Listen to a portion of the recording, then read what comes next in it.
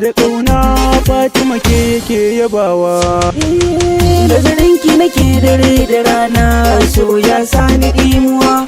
A tsaye a tafe kullum tunani, so ya sani mantuwa. Na zare zare idan kika so na hakika na yi tsintuwa. Ko shi zai zo gare ni in na kalle ki na kora ɗan ruwa. Ni shaida ne a kanki, auren keke mafarki, sunanki ya kama baki, ambatanki yake a bar ƙauna. Fatima ke ce muradina, ke makin sani suwitina, ra'ayinki ne ra'ayina, kyakkyawa a dan idanuna. Ke Fatima daure, kuka nasa share, bikin ku mu ɗau turare, ku fesa muku tare.